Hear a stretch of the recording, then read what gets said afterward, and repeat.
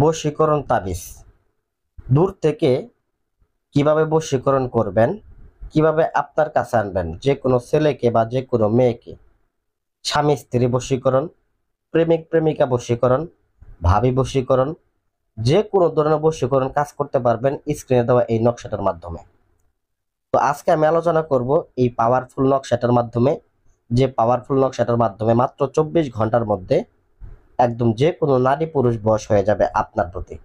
আপনার দাসী হয়ে যাবে 100% গ্যারান্টি। আপনার দাস হয়ে যাবে 100% গ্যারান্টি।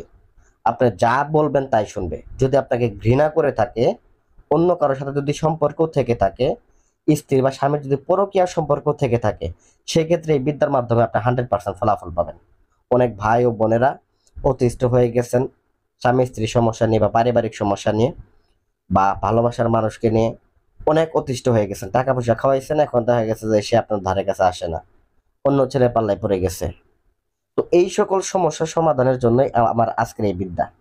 তো যারা এর পূর্বেও বশীকরণ কাজ করছেন, অনেক জায়গায় কাজ করছেন, 10 জায়গায় 15 জায়গায় কাজ করছেন, কাজ করতে পারেন নাই, ব্যর্থ হয়েছেন, আজকে এই বিদ্যাটা স্পেশালি তাদের জন্যই। তো প্রথমত শেষ পর্যন্ত এই ভিডিওটা উপলব্ধি করবেন, দেখবেন, আমার কথাগুলো মনোযোগ সহকারে শুনবেন, তাহলে বুঝতে পারবেন কিভাবে কাজটা করলে আপনার বশীকরণ কাজটা অতি সহজে হবে এবং আপনি কোনোভাবে কোনো তান্ত্রিকের কাছে গিয়ে ধরা খাবেন না। তো এর জন্য এই বিষয়গুলো জানতে চাইলে ভিডিওটা শেষ পর্যন্ত দেখতে থাকেন। তো প্রথমত আলোচনা করি, স্ক্রিনে যে নকশাটা দেখতে পাইতেছেন, এই নকশাটা একটা খাস কুফুরি পাওয়ারফুল নকশা। তো এই বিদ্যাটার কাজ করার ক্ষেত্রে অবশ্যই আপনাকে যেদিন আপনি কাজটা করবেন ওই দিন কোনো আমিষ জাতীয় খাবার খাওয়া যাবে না। আর কাজটা করার পূর্বে অবশ্যই আপনাকে পাক পবিত্র হয়ে তারপরে এই কাজটা করতে বসতে হবে। আর কাজটা করার সামগ্রী জিনিসপত্রের মধ্যে যে জিনিসগুলো লাগবে সেটা হচ্ছে এই নকশাটা নিতে হবে। যে ব্যক্তিকে বশ করবেন ওই ব্যক্তির নাম নেবেন, ওই ব্যক্তির মায়ের নাম নেবেন মেয়ে হলে, আর ছেলে হলে তার বাবার নাম নেবেন। আপনার নাম, বাবার মার নাম এগুলা নিয়ে বসবেন। তারপরে যে আপনার কাজ হচ্ছে সেটা হচ্ছে বাজার থেকে আপনার একটা তাবিজ কিনে আনবেন এবং রুদ্রাক্ষ নেবেন, রুদ্রাক্ষর একটা মালা বানাবেন। তো সর্বোচ্চ ওই রুদ্রাক্ষর মালার মধ্যে 3টা রুদ্রাক্ষর গুটি রাখবেন আপনারা।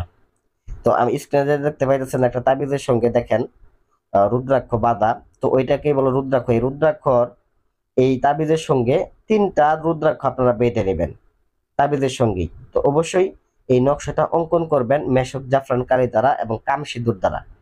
এই দুইটা জিনিস দ্বারা আপনারা অঙ্কন করবেন।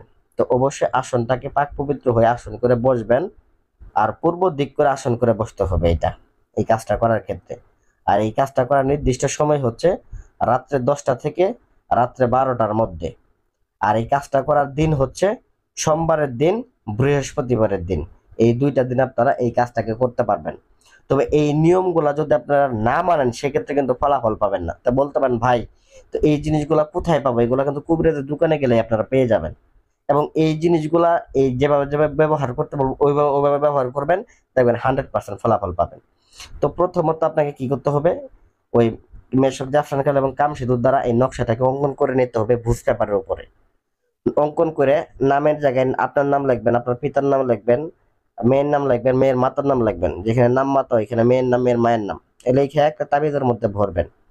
তাবিজের মধ্যে ভরে প্রথমত ওই তাবিজের মধ্যে আপনাকে বেশ কিছু জিনিস দিতে হবে, যেটা হচ্ছে মেহেদি গাছের একটা শিকড় দিতে হবে। উত্তর দিকে চলে গেছে ওরকম একটা মেহেদি গাছের শিকড়ে তাবিজের মধ্যে ঢুকিয়ে নেবেন। 3টা রুদ্রাক্ষর গুটি ঢুকিয়ে নেবেন। ঢুকিয়ে নিয়ে অতঃপর যে আপনার কাজটা সেটা হচ্ছে মেন জিনিস, যে জিনিসটা আপনার দরকার সেটা হচ্ছে গোফযুক্ত মাছ, মানে মোষ, যাকে আপনার আমরা বলে থাকি মোষ বা গোফ। এই গোফযুক্ত মাছ যেমন শিং মাছ, বোয়াল মাছ, মাগুর মাছ, এই গোফযুক্ত মাছের গলার মধ্যে এটাকে বেঁধে দিতে হবে। তো গোফযুক্ত মাছের গলার মধ্যে এটাকে বেঁধে পানিতে ছেড়ে দিবেন। দেখবেন 24 ঘন্টার মধ্যে নারী বা পুরুষ যেইখানে থাকুক, যে অবস্থায় থাকুক, আপনার কাছে ছুটে আসবে।